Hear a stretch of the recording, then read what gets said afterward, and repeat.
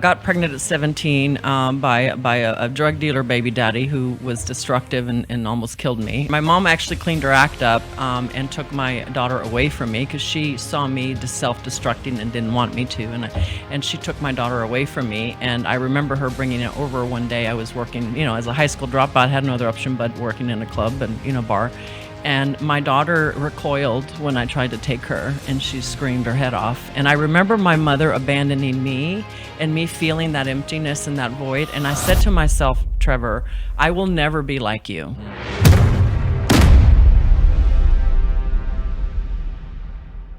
So if everybody can give me a warm welcome for Rebecca. Let's go. Let's go. Welcome, Rebecca. Rebecca, I'm excited you're here, and your book. Okay, this is awesome. I love this because it reminds me a little bit of my story. So your book, Lost Girl, all right, this reveals the raw truth about your journey from rags to riches. Okay, it talks about some of your experiences, child abandonment, sexual abuse. Can you share some pivotal moments or some insights on how your early life served some turning points and propelled you in success with entrepreneurship? Well, first of all, Trevor, thank you for having me. Super thrilled to be here in Dallas. Great state of Dallas. And my journey is probably no different than most, Americans or half of America. A lot of dysfunction, a lot of poverty, a lot of addiction, a lot of trauma, a lot of issues. Family dysfunction with a capital D. But I'm a border town gal from El Paso, Texas, and grew up in the inner city in El Paso. Back then when you could walk across the bridge to Juarez. Now, of course, you can't do that. One of 4 children. My mother was an addict. Heroin addict was her choice of drug. None of us knew our fathers, and we all have different fathers, with the exception of my twin brother and I. And lots and lots of poverty. Brother? I do. I have a twin brother. Yeah, he and I we're told, we didn't know our father. He was the owner of a nightclub my mom danced at, and kind of a one night stand type of thing. But so growing up in that amount of dysfunction and poverty and addiction, watching my mother in addiction and a lot of mental illness in her life, it really wreaked a number and havoc on my life as a young girl. And I always say it doesn't matter where you start. What matters is where you finish, right? So I could have been into the system as on welfare, and as a high school dropout teen mom, started taking my own path of least resistance into drugs because it's the only thing I knew, and didn't really know who I was as a woman. I didn't have an identity as a young lady and as a young woman. And I think that the lack of identity, we have an identity crisis in our culture and our young people today. And when you don't have identity and you don't know your value because you've been told that you're a loser, my middle school and high school years, I took back in the day fundamentals of math, 1 + 1 is 2, because I was stupid. At least I was told I was stupid. Me too. Right. Hey, we have that in common, right? And I remember as a young girl, a teacher saying, you're not very smart, and you're not going to do much, with your life, because you're just making stupid decisions. And she was right. I was making some pretty stupid decisions, but I was not stupid. I was a product of my environment. And I think that, catalyst forward in the transformation that I underwent, which was a long journey for me, did not happen overnight. But the core thing that sort of was a catalyst for me was making a decision that I'd had enough, and that enough was enough. And I watched my mom on welfare her whole life in poverty. Our lights getting cut off, having to wait in line at the Salvation Army for my pair of shoes. I depict the first 3 chapters of Lost Girl to the trauma. And I'd had enough. And, when you have enough and you hit rock bottom, there's really nowhere to sink anymore, because you're kind of at the bottom. There's only one way to go, and that's up. So what was that moment, though? Let's stop for just a moment. What was that moment where enough was enough? You hit the bottom. What was rock bottom? What was going on in your life at that time? Well, so I was, I'd had my daughter, got pregnant at 17 by a drug dealer baby daddy who was destructive and almost killed me. And the whole story's in the book. But when my mom actually cleaned her act up and took my daughter away from me because she saw me self-destructing and didn't want me to. And she took my daughter away from me. And I remember her bringing it over one day. I was working, as a high school dropout, had no other option but working in a club and, bar. And my daughter recoiled when I tried to take her, and she screamed her head off. And I remember my mother abandoning me and me feeling that emptiness and that void. And I said to myself, Trevor, I will never be like you. And then at 18, here I am repeating the same generational darkness that my mother was in, and I hated that about myself. I was unfortunately, addicted to drugs as well, and making a lot of bad choices of people around me, and the people I surrounded myself with at the time were destructive in my life. I was a follower, not a leader like I am today. It is possible, by the way, to pivot and change and become a leader, and take that follower hat off and put that leadership hat on. But when Crystalline was taken away from me, and I remember thinking, I'm in abject poverty, I'm a dropout, my daughter doesn't even know who I am, what am I doing with my life? And I had what I call a God encounter at the moment, realizing that I was not placed on this earth to self-destruct, but that I had a purpose in my life. And I started surrounding myself with the right people, and met my husband of now 33 and a half years in a little bitty inner city community church that was working with the gangs in East Austin. And, started to all of a sudden figure out I could really change my life around and help people and use my power for good, right? So my power at the time was I was very outgoing. I thought I was, the life of the party, and, people wanted to be around me in a bad way. And I thought I could take that and use it for good. And I enrolled in a welfare to work program to get off of welfare. And I landed a job for a woman by the name of Ann Richards. And Ann at the time was the state treasurer running for governor. And for the first time in my life, Trevor, the aha moment was, there's a woman in power. I want to be like her. Oh, okay. Well, let's talk about people for a second. So if I'm hearing you, you had your kind of like breakthrough moment. You saw, your daughter, and you're like, you know what, this can't, I have to make a change, right? And then the change was the people in your environment. Did you move? Did you get out of? So I did. I was actually living in an apartment at the time. My baby daddy drug dealer got arrested and put away for a while, and it was a chance for me to get away and change. I moved back in with my mom. Started over. Started really trying to help myself through positive influences and mentors. Started surrounding myself with people that believed in me and would speak possibilities and not my failures in my face constantly. Would you say that this is maybe a first step for someone that's looking for transformation in their life, whether it be, let's say it could be anything. Maybe they want to stop smoking. Maybe they want to change, their career path. Do you think that the people you associate with or your environment is that, you think that's usually the first step? Huge. So listen, I am a product of my environment. I was a product of my environment early on when I was failing, and I'm now a product of my environment in success. And surrounding your network, the people that you're with, the people you're doing life with, the people you're listening to, who's influencing you, it's huge. And it doesn't mean that that's all you need, right? There's other elements of success and steps you have to take. One of the second step I had to take was I had to face my shit. I had to face my stuff. Accountability. Yep. I cannot be behaving that way and expect a result of success, right? So I had to walk away from every negative influence, walk away and face what I had done as a young lady. At that time, I was 19 years old. And I had to make a lot of really tough decisions to deal with my abuse. I had buried and suppressed all the abuse in my life and masked it with my party self. I had to deal with all of that. And those are deep, deep things you have to go and deal with and dig out memories you don't want to dig out and talk about to a counselor, a pastor, a community leader, whoever is there to help you. And I had a woman in my life by the name of Donna Reynolds. She's actually here in Dallas, and I'm having brunch with her tomorrow. Oh, no way. Donna was a catalyst in my life very early on in my career. She worked for Kay Bailey Hutchison. So Ann went to be governor, then Kay Bailey came in. I worked for Kay. And then I saw this other powerhouse woman. Well, Donna was with Kay, and she was my boss in the in the government. And she really took me under her wing, Trevor, and showed me a different path. So how did you get to the stage? Sorry, I'm trying to make sure I follow here. So to get to the stage of some of these powerhouse women, how did you get there? Well, so I entered that welfare to work program, and part of the process was they helped me get my GED. Okay. So I'm a GED. I don't have a college degree. and they would place you in state government through this welfare. It was called the Job Training Partnership Act. And Okay. it was a government program at the time that was trying to get moms off of welfare, single moms off of welfare. I qualified under that criteria. But that was just an entry point, right? it. I had to then take the steps to learn and to achieve and to transform my thinking, my thought process.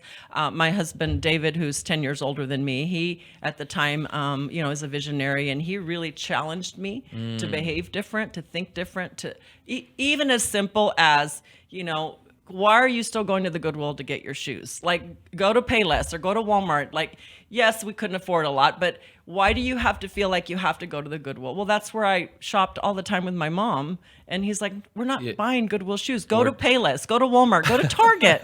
And I'm like, oh, yeah, I can do that. Just simple stuff, right? Yeah. But the people, back to the people piece, the people that you surround yourself with can make or break you. I am a firm believer of that. 100%. 100%. Actually, my wife and I have recently had a conversation about this, and I want to get your feedback or opinion on this. Is, we're the sum of, right, our closest 5 friends or the people that we associate with, and that's kind of what the mantra is for your success. But oftentimes when we are in a group, we tend to gravitate towards the people that we're above, right? Not necessarily looking for the top 5 people that will pull us up. Right. Can you give an example of that? So, for example, like if you're in a room, you would look for people that you're comfortable with, that you maybe You're looking have for your excelled clique. above. Exactly. Your clique. Yeah. Like It's in the lunchroom, you're looking for your clique. Yeah. It's difficult to put yourself in a position where you're reaching up, right, to others and letting them. So you're Pull like, you up. what you're saying is it's uncomfortable to go into a room and look for the smartest people. Right. Or Right. there's Or a the shame biggest or the factor most- there, The right? shame, So correct. for me, I had imposter syndrome. I had shame. I wasn't a Yep. graduate. I was a dropout. I grew up in the East Side. I'm an ex-drug addict. I'm a single mom. But here's the thing, pushing past that shame, there is no shame. Like literally you shame yourself. Like there's nobody responsible for shame except you. And so you have to get rid of that shame and think, I am worthy to walk in their presence. I am worthy to 100%. sit at their table. And people will notice your confidence. Now, I wasn't always this confident. I've built my confidence over time through a lot of training, a lot of development, a lot of mentoring. But you got to exuberate confidence when you don't feel it. And so when you walk into a room, if you feel like I want to be around that person because they're successful, you can't think, oh, I can never be around that person because I'm not like them and sit in a corner. That was me, 35 years ago. But now it's like you got to come in to understand your value. That goes back to the value and identity and who you believe God created you to be. That's right. And it's a lot to talk about in minutes, Sure. but there's a lot of power behind believing that you belong Yeah. and walking in that belong. Well, there's also something I want to talk to that point. So being the smallest person in your network, for instance, like in my network, I'm literally the smallest one. Okay. Everybody in my network is bigger than me, right? Like they're these giants. Okay. And they're doing amazing things. It's great. And I love it actually. Cause I just had this aha moment. I just got back from 10X stages and they had you go through and like write down a list of all your champions. And I'm like, oh my gosh, I'm sitting on all like I have so many champions that are doing amazing things, and I'm like, they're gonna be the ones to help me to unlock the doors that I need to go through, So And they level up your thinking too, because all of a Absolutely. sudden you're not thinking here, you're thinking here. So super powerful. So is it safe to say if you're the smartest guy or gal in the room, pick a different room. you're in the wrong room? Yeah, listen, even today, I have 120 consultants. They're all smarter than me. I'm not the smartest person. I actually, I believe that I can make myself be smart, but I'm not the smartest person. And leveling up and surrounding yourself with smart people. Most of my staff are master's degrees, PhDs. I want really smart people working for me because guess what? They're going to kill it. They're going to secure clients. They're going to knock deliverables out of the table so that clients come back for more. So I have always surrounded myself. My jam and my superpower is people. I love hiring, deploying, and enabling the right people to help me be successful. So on that note, okay, let's talk about that for just a quick second. I know we're kind of going off the story. We'll get back to it. But on that note, when you're hiring somebody, okay, do you look for somebody that has the skill set, the qualities, the requirements, or what's more important, that or like the drive? So I do both. Okay. I recently did a piece in Texas CEO where I talked about hiring for heart. Heart. And they're like, tell us more about that. Hiring Yeah. for heart. How Think- do you interview for heart? Think Tony Romo. Yeah, Heart. exactly. That's when you think heart. Yes, right? exactly. Yeah. anyways. So, I can train someone to do the job all day long. They can develop an our practice is human capital, organizational change, strategic planning, IT. I can train someone on the methodology on how to do a strategic plan. I can't train for heart. I can't train for values. I can't train for drive. So I do look at credentials. And as I said, most of my team are smarter than I am in terms of educated credentials. But I also make sure that I apply what I call a behavioral interview and style to our hiring, which wants to get at the heart of the issue. How do they do life? What's most important to them? What keeps them up at night? If they're in a scenario situation, what are they going to do? They're on a boat in the middle of the ocean and they've got 3 people they can save. What's going to happen? It's like you really get at the core of the individual's heart by knowing what's most important in their value system. And once I get somebody, I have about 25% of my staff that's all what I call junior, maybe not, they don't have any experience in government. I can train them in government. I want to make sure that they have heart and that they have the drive to help. I don't want to have to sit and manage and micromanage and, what are you doing? Give me your schedule. No, I want you out of the gate running ahead of me. And that's what makes, I think, a CEO really successful is the right people with a heart. I love it. I love it. Great answer. Okay, so let's go back a little bit. You start meeting these powerhouse women, okay, and then what happened? Well, so all of a sudden I want to be like them. All of a sudden I have a line of sight because in my community, in my home, I was to be barefoot pregnant with a bunch of kids and on welfare my whole life. And so my mother never married. She married for a couple of days and then got divorced just to give me a last name. But she didn't have a family unit. And, when I was 12 years old, and I talk about this in my book, I was doing laundry and cooking and all the dishes for all my 2 brothers and my little sister because I was the big girl in the house and my job was to do the laundry, to do the cooking. Now, granted, my husband will tell you I'm the best cook. Like I can do anything. So he thanks my mom. When she was alive, he would thank Mama Grace for that. But it was a little backwards at the time because I'm like, why am I the one doing laundry and folding their clothes and putting it in the drawers and cooking? But so it was the first time I saw these power women. And even Donna Reynolds, my mentor, Karen Hughes, who was President Bush's communication guru. She's phenomenal. Like she's bigger than life. She carries herself with confidence. So I started at the bottom, doing the copies and running for the coffee and, being an assistant. And all of a sudden, in a very aggressive period of 6 years, I grew up from being that welfare to work receptionist for Ann Richards to running personnel for the governor of the great state of Texas. Okay, Governor so Bush. I want to dig into that. Hold on. So you went in 6 years from picking up coffee to running things. Okay, so what do you think it was? Okay, obviously heart had to have been part of that factor, but what else helped you move so quickly up the ranks? So there's a lot to be said to grit. And to determination and to not taking no for an answer. And also I've learned how to be an insatiable learner. Like there's nothing too difficult for me to undertake. You're talking to someone, I read my state government application in that welfare to work. Every word is misspelled. The English language was my hood, my husband tells this funny story. When I was working for Ann, I would answer her phones and I'd answer it popping my gum, and he'd say, babe, please spit your gum out. You're not in the hood anymore, and just, it's funny, but it's really not. It's like, yeah. So, but I worked really, really hard, Trevor. Nothing was ever handed down to me. I've worked really, really hard in my career. But I think that people have noticed, my mentors and my bosses over the years have noticed my grit. I have noticed my determination. And I asked my mentor, Donna Reynolds, Donna, what did you see in me at the time? I mean, come on, I was literally had nothing to offer. She said, Rebecca, you worked so hard and there was nothing that you couldn't undertake. And your outlook and wanting to be better, to be a better mom, to be a better wife, to be a better employee, you were relentless about learning and taking in as much as you could, and there was nothing that you wouldn't undertake. So you had a a positive obsession, it sounds like. You had something, you said you found it, you saw these women, and you just were like, this is Laser focused. This is what I want, because you had your past, which had some bumps in it. Okay. And you know, you weren't supposed to be mountains, not bumps. Yeah. You weren't supposed to be anything. Everybody told you you're never going to be nothing. Your teacher told you you're not going to be nothing. Okay. And then all of a sudden you see a path, you see a way out, you see it, right? And it was like, let's go. Yeah. Is that right? So exactly. So I will tell you, when we moved to Austin, still in abject poverty, we lived with my grandfather, and he was just a horrible. He was an old school Spanish, like fire and brimstone type guy.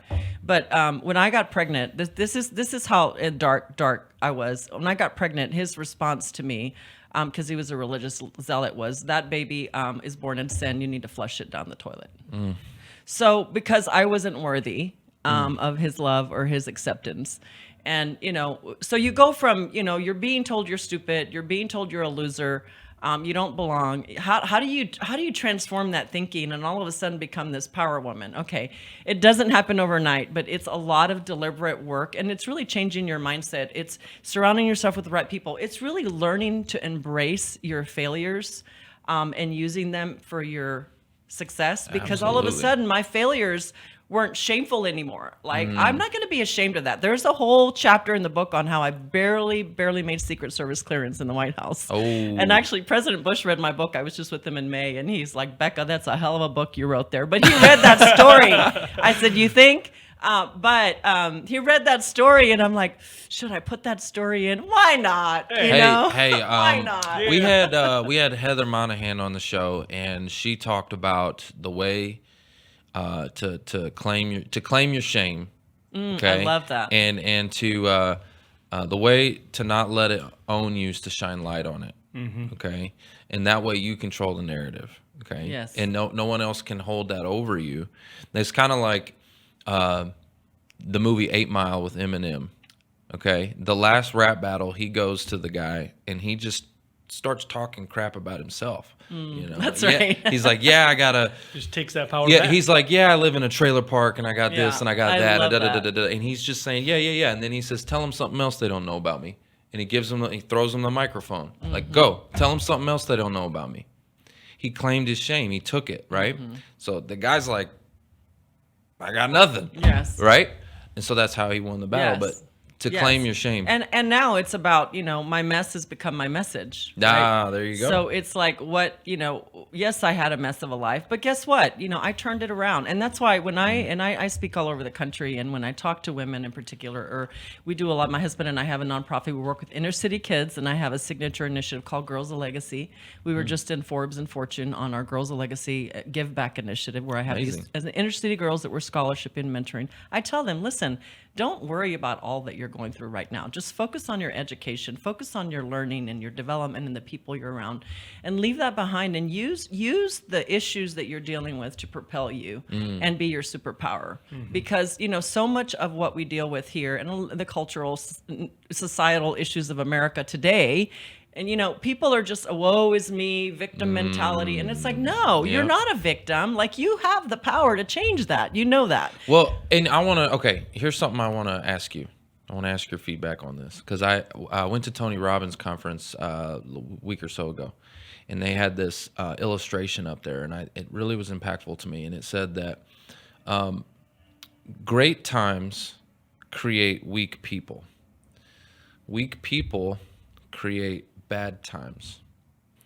Bad times create strong people. Strong people create great times.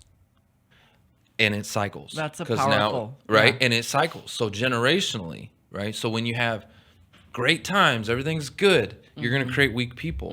And those weak people are going to create bad times, and so on and so forth. And it just goes in a circle. Well, and it happens continually, right? I mean, I went through an issue last year with a family member. I mean, it was tragedy for me. And, you know, you love your family member. You want to see them be successful. My twin brother struggles with meth addiction. He's clean now, but he's up and down. And, you know, when he became homeless and wanted my help, it was awful for me not to be able to help him.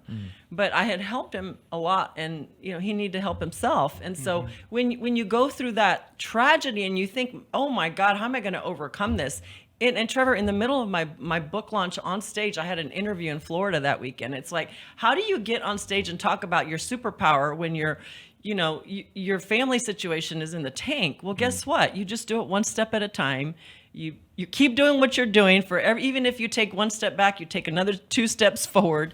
But everybody deals with tragedy and trauma, especially in today's society, post a COVID environment. So many people have, it's kind of developed this thinking of victim and woe is me, and I can't recover from that, and there's so many issues that are happening in our society, and we just can't let that hold us back from our forward movement. I agree 100%, and I think the reason why our society as a whole is weak people is because we have actually, as a whole, as a country and everything, we've actually been in some great times. We've had great times. We haven't had a whole lot of wars and all that stuff. Americans haven't really had anything crazy going on for a long time. And so it's created. We're due. It is. It's the cycle. It's cyclical, right? It's brewing right now. And it's like, we got a bunch of weak, and especially, I'm not trying to talk bad about generations, but, they talk about the Z's and all of the, they grew up on Uber Eats and they grew up on, Netflix and everything's just been easy. Like when you really think about it, and even if you're growing up in poverty, it's still easier poverty today versus poverty 50 years ago. Yeah, or in other countries, right? Or other countries, yeah. Everybody here got a smartphone and a flat screen TV. Yeah. Right? And so, we've had great times, and it's created weak people. And so, the next cycle is we're going to have bad times. Yeah, but it is possible, because I was weak, and now I'm strong. Correct. It is possible to twist, to change that, and use it to get your strength. And it doesn't happen through osmosis or overnight. It's a lot of hard work on you. So you had hard times. So me and you, we have been through some hard times, and it created strong people, right? It created strong people. So I loved when I heard that in the cycle. I was like, wow, that is so powerful. That is powerful. So I'm curious. You got into the program, got into the office, right? in the governor's office, and then up to the White House. And I know I'm ex-military. I'm prior service, so I know a little bit of. Thank you for your service. Thank you. It's been an honor. But there's the bureaucracies, right? And so you're talking about moving forward and grit, but you've probably had some defeats along the way. And I know within to name a few, within the office structure and that bureaucracy, it's cutthroat. We know politics are cutthroat, right? Yeah. Crabs in a bucket, right? That's right. Yeah. How did you overcome some of those things? What was your experience like? So I tell this full story in the book, but I remember this was when I was still in the governor's office, and I was working with someone at the time who was in charge that was kind of a big bully, and not only physically big, but he was a big bully in his style. And I remember just me making a decision that I thought I was going to make because it was the right decision, and he didn't like that decision very much. And so he called me into his office, and he had this audacious desk, and he's a big guy, and his chair was like towering over you, and he's like, "Rebecca, sit down." And I said, "No, sir, I think I'll stand." Because when I sit down, all of a sudden I'm down here, and I'm a tall girl, so I'm like, "I think I'll stand," because I want to look him right in the eye. And he just berated me about the decision I had made. And Trevor, it took everything within me to not break down and cry. But I was determined I'm not going to see a man let me cry. The only one that's going to see me cry is my husband. Nobody else. But I was shaken to the core. And then I didn't cry, and I looked right at him, and I said, with all due respect, Mr. So-and-so, I'm hired to make personal decisions for Governor Bush. And I think I made the right decision. If I didn't make the right decision, then I will reap the consequence of that. But I disagree with your assessment, and I don't think you have all the facts. Ooh. And he looked at me. He's like, "That'll be it. You're dismissed." And I said, "Thank you, sir." And I walked out. Ooh. And then I went to the bathroom and cried by myself. Then I called my husband. You wouldn't believe what just happened.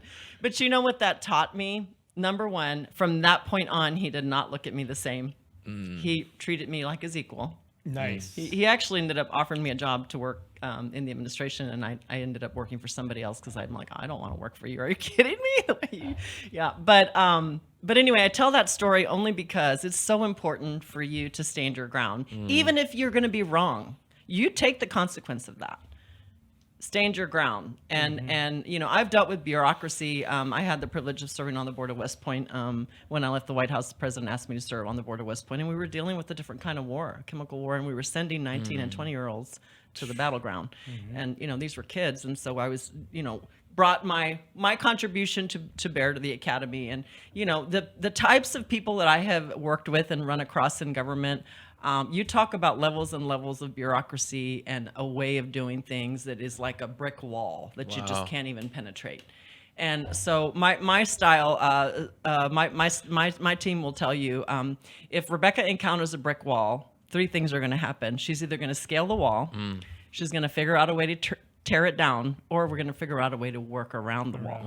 But it's not looking at the wall that's there. It's about figuring out, how can I be successful in this environment, in this culture, in this situation, in this meeting, without having everything that I think I know I need, right? Gosh, I got a lot to learn from you, because let me just tell you something. I don't deal well with all the like walls. No, it's not the walls per se, but gosh, man, corporate politics and things like that. When you see that stuff, I just like. I take corporate politics any day over government politics. That's what I'm talking about. Take it like to a whole new level. That's let what me I'm tell you. saying. Like, so if you can deal with that, you got some things to teach me, to download for me, because I'm learning how to work through and navigate some of that stuff. But a lot of those things will be your superpower and lesson on how you will do it different, right?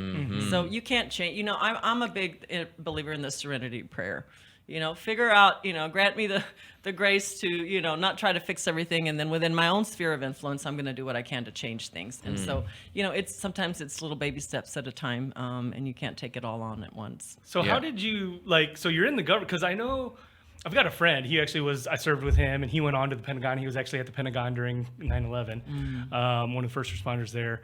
And he's still involved. It's kind of like when you get sucked into this government kind of environment, you get sucked in, you're there. Yeah. So how did you get out? I mean, obviously the administration changes, so there's some things there that are done for you. Yeah. So I spent a total of 15 years in government as a government employee executive, became an executive. When I was in the White House, I was honored to be commissioned. So I was a commissioned officer representing President Bush for hiring decisions. And, you know, the only thing that does in D.C. is it just gives you the access to know you've got the president's signa behind you, seal, right? And people will listen to you. And everything in D.C. is about power, which is a little difficult to deal with. You know, a little Texas girl from the border town. I'm coming into D.C. with all these power people.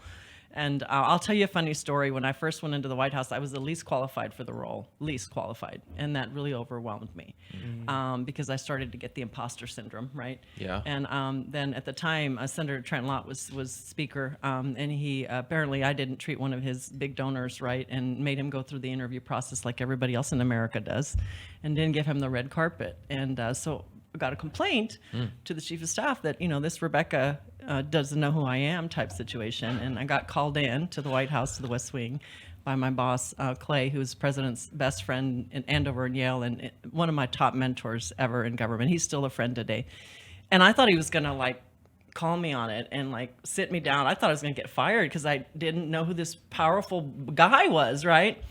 And he said, Rebecca, we just got a complaint. You know, you did this and this and this. And I was like mortified. Well, I didn't know who he was. Am I supposed to treat him different? Because I'm just the kind of person that treats everybody the same. Hey, listen, I come from, you know, a background that you treat everybody the same. You're not going to give, you know, people preferential treatment. And maybe they are a big donor, maybe they're an important person, but they're not more important than the person that's applying off the street, right? So he said something to me. I said, well, sir, I apologize if I didn't know who he was, but I really feel like he needed to go through the process that everybody else does, and I'm hired to implement a process. And he said, Rebecca, I want you to know, we told him she's doing exactly what she needs to do, and President Bush has confidence in her. And we don't want her to know everybody in D.C. because we don't want her to play the D.C. game. And I felt so empowered by that. I made the right decision. Boom. Drop some mics. Yeah. But that's the kind of people I grew up under. And, you know, this man has mentored me for 20 years, and he's an incredible person. He's an MIT Yale grad, brilliant, but he's a practical, no-nonsense manager. And that really made me feel really, really good about what I was doing, and, How and im- I've learned in DC not to let any of the power stuff of what affect me, because just let it at the end of the slide. day, hey, listen, my kids and my husband keep me humble, and they're like, okay, we need breakfast, we need dinner. So how important is that to have someone that believes in you like that? Like, what did that do for your confidence? What did that do for you? Like, you know what I'm saying? Because I know in my life, I've had some times in my life where people I looked up to believed in me, saw something in me that I didn't see, right? And it absolutely propelled me. Did that do the same for you? It did, but it's a life-changing thing that will literally just last you forever, right? But it started not with the president of the United States believing in me. It started when I first got married. I had zero value in myself, and my husband will tell you. We tell this story where in the book where literally we're arguing, and normal argument couples, and I'm like sitting in the fetal position, rocking myself, and he's like, "What is wrong with you? Like, get up off the floor." We're having a conversation, but I was traumatized, But my husband said something to me recently, because we like to like a debrief, every time I do an event, and he's like, "Babe, I want you to know I always believed in you, and from the beginning, before you were this power person, he saw some potential in me, as in Donna Reynolds, my mentor. When people see the potential in you, Trevor, that you don't see in yourself, Yeah. it's very powerful." Oh, so powerful. Imagine a world, okay, where we speak that life into people more often. Imagine a world where that is, right? I love doing that. I love when I see somebody and I see something in them and I can speak it into them, and just watching their light bulbs go off. Like, I love doing that. But I don't think people do it enough. No. We're so busy tearing people down, right? We're We're not self-consumed with ourselves, that we don't Right. think about that other person. Yeah. Yeah. But imagine that. So, audience, I want you to take a moment and think about that for a second, and like think about who's in your network, who's in your sphere. Go speak life over those people. Go tell those people what they're good at, what you feel their gift is. And it's also important too to ask the people around you, "Hey, what do you see in me? What do you think my gift is? Right? What's my superpower?" Right? Get feedback. Because it may be something you're not really aware of. So important. Trevor, my husband and I, through our nonprofit Launchpad in Austin, we've served thousands of inner city kids. These are what my husband calls diamonds in the rough, mostly Hispanic and Black kids that are inner city single parent homes. And when you see us speaking potential into them, when David says to a 15-year-old boy who is not loved at home and completely neglected, "Hey, I love you. You have value. And you're smart. You're going to do something with your life." When you look into the eyeballs of a young person, young adult, or even, it doesn't even have to be a young person. It could be a Right. single mom who's struggling and a wife who's going through a divorce, and you say, "I believe you're going to make it through this. You are absolutely." I recently have a very good friend of mine who's amazing, bigger than life, and she's going through divorce, and she was really struggling with that. And, I said to her, "I know you're going to make it through this. Not only are you going to make it through, but you're going to thrive in it. And your life is not over because your 30-year marriage ended. Like, you didn't, you can move on." And so just that I love you when you say speak the possibility in the life. It's a really powerful thing that I believe every person needs to understand, that they have possibilities. But who is going to really understand it unless we go around and spread that in our communities, in our sphere? It doesn't have to be on stage where I am. It can be your next door neighbor. It Yep. could be, a homeless person on the street. It could be anybody that you come in contact with. Absolutely. I see that because I have young kids. I've got 9, 7, and 5-year-old, and we do that for our kids, right? We speak that positive confidence building. Most loving parents, I think, would want that and try to do that.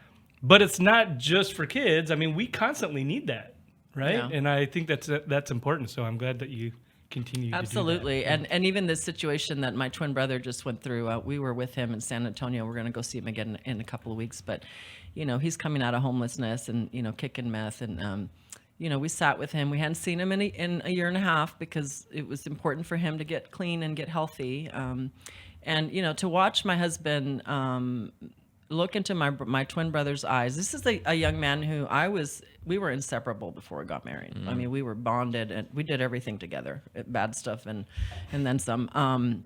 he continued in the path, and I got off the path. But when I watched my husband that day look into his eyes and say, "We want you to know we believe in you, and you have value in life still," because he's 54. He's like, "You're doing all this stuff, and I'm homeless." And we're speaking possibilities into him. Is he going to get it right? Is he going to probably slip? Maybe. But it doesn't matter. We're speaking life into him. And he knows that he's loved in the middle of his mess, that we believe he can come out of it strong. And I think every human kind wants to know that they have value and potential. Absolutely. Yeah. So what do you think is the difference? Okay. Because, I mean, obviously we've been talking about your story today. And, you made a decision and a commitment. It sounds like that was kind of step one. It was like, I am not going to be my mother, right? I'm making a commitment, drawing the line. Here we go. Is that the difference? I mean, obviously there's a bunch of different things throughout your story that we've talked about today, but what's the difference between you and like your brother where he didn't get off the path? Is there one thing, or is it a multiple So I can things? tell you, unfortunately, my family struggles with severe mental illness. My mother was in depression. My brother struggled with bipolar depression, schizophrenia. There's depression in our family, and I can tell you that it touched on me. I was a little psycho. My husband can tell you early on.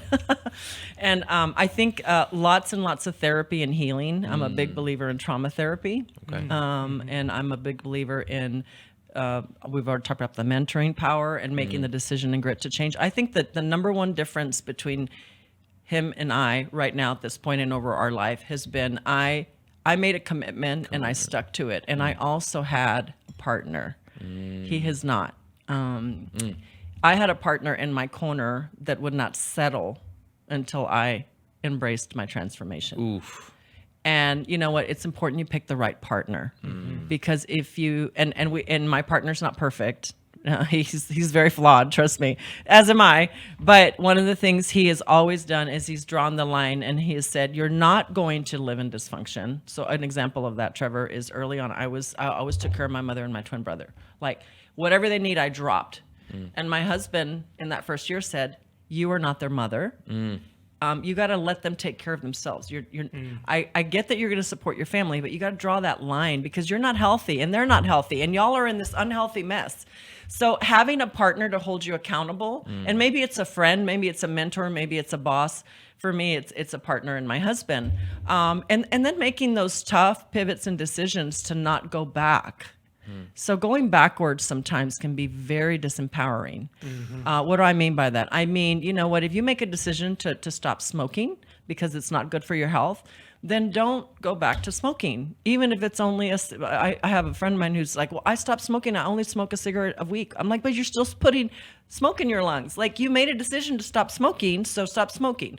And, trying to make sure that you, and it doesn't mean perfection, it just means you strive towards that excellence and that decision making. But the commitment and the grit to persevere and stay the course with what you're making a change in, making better, healthy relationship decisions. Stop. I talked to a young lady the other day I'm mentoring, stop dating narcissists. Narcissist. She's like attracted to narcissists. I'm like, they're not healthy for you. Like, stop dating narcissists. Well, I don't know how. Okay, well, figure out a way to figure out how, right? Yeah, or get some help. Right? Or get some help. Yeah. So I think the decision and then the commitment to stay the course. Yeah. I was under the leadership of President Bush, Governor Bush, President Bush for 12 years, and I have never met a more resolved man in my life. He has a resolve that is so deep in his soul. And a lot of people don't understand the decisions that he made when he was president. Nobody will understand unless you're president what it takes to make those tough decisions. But you can never move him. Once he made a decision, he was sticking by it, like against popular opinion, sticking by people. He's a very conviction. resolved leader, and he doesn't waver. Yeah. It's not, he's just resolved. And, Right. and my boss, Clay Johnson, who's his best friend, is also like that. So I learned under two resolved men that had grit and resolve, and they were not movable. That's amazing. That's a great quality. It's like you've got to be committed. So I'm hearing you. I'm hearing your commitment, determination. You found something that was a positive channel for your energy, and that just drove your energy, right? And then, okay, so now you're working for the White House. Then what happens?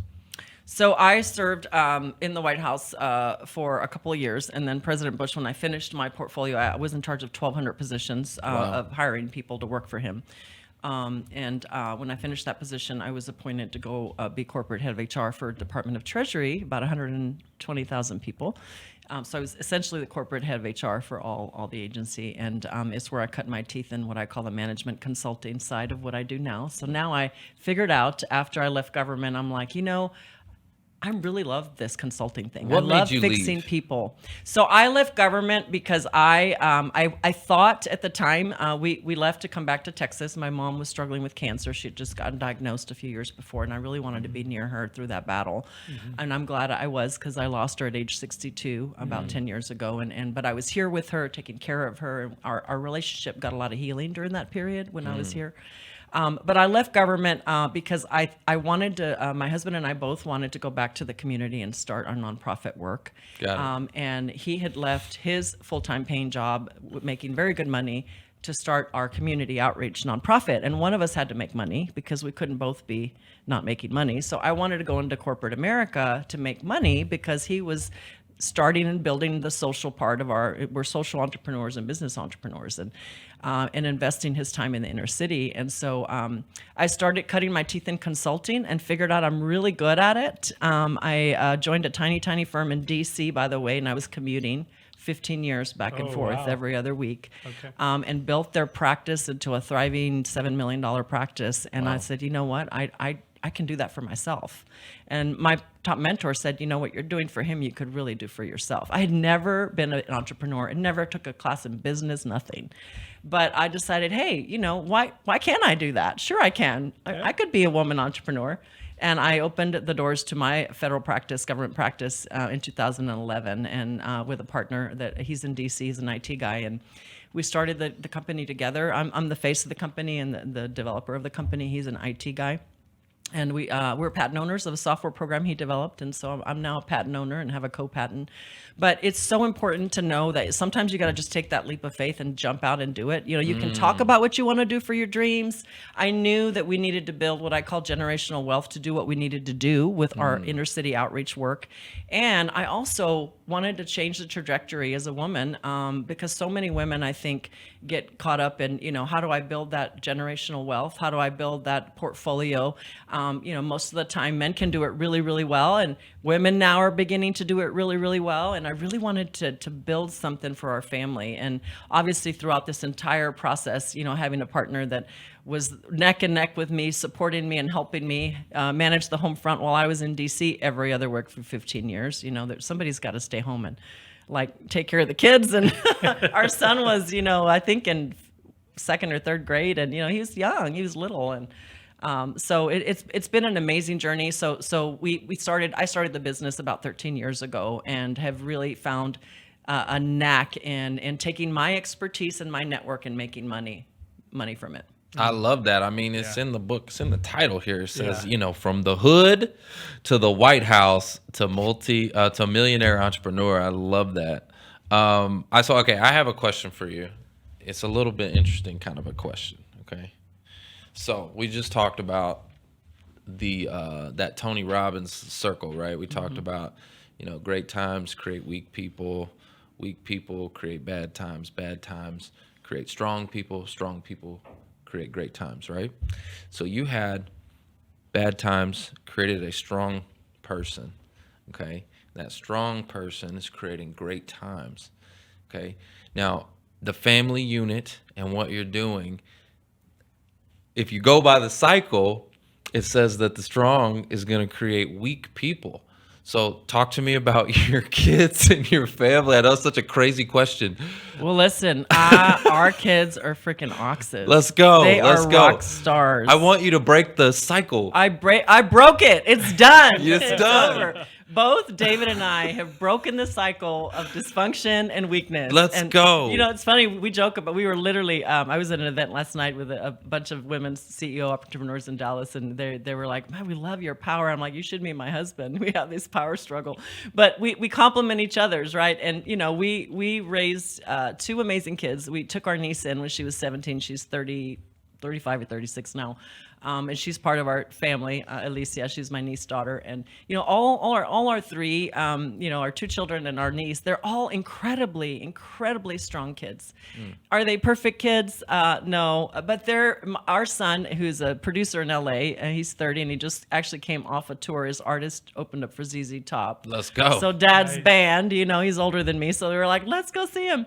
But he's a producer. He's got a couple of artists he's working with that are just amazing, and is on sold a song to Rihanna, so that's a big deal. Nice. Yeah, and he's just bigger than life. He's in LA, he's living his dream, and he's 6'5" and looks exactly like his dad, gorgeous. So he's a little bit of a chick magnet, but he's super smart and laser focused. That kid will be in the studio 14 hours a day. Our daughter, my miracle baby, which I talk about, she's amazing. She's been on my team for about 7 years. She manages the entire brand, and she just kills it. She went and did, I was in Nashville and couldn't do an event with a bunch of retired officer Army wives in their like 80s, and she went and did the event for me, and they loved her. You know, she's confident, she's you know, resilient. She's married 10 years now, and has given us the 2 grandbabies. Let's go. And then my niece daughter is a senior recruiter, and she kills it. And, you know, that doesn't mean that our kids have always been, you know, rock stars. We've had journey with them. Sure. But one of the things our kids tell us that they've seen is they've always seen us consistent and always seen us love them where they are and not try to fix them. Our son is an example of that. He's like, you and Dad, my friends, I can talk to y'all about anything, and my friends don't have that. And so, you know, it's so important. You know, we have friends that have kids that aren't doing well, and they were great parents. You can't ever predict how your kids are going to turn out. All you can do is work really hard, Sure. teach them the values that you aspire to, you know, to have every day. And we have a very strong fundamental faith in our family as well. And sometimes that faith is our core, you know, it drives us. So our kids have kind of emulated that, and we're really proud of them. Well, I love that, because it sounds like, you know, you broke the cycle, okay? And but there's probably some good lessons in there, right? Oh, Because gosh.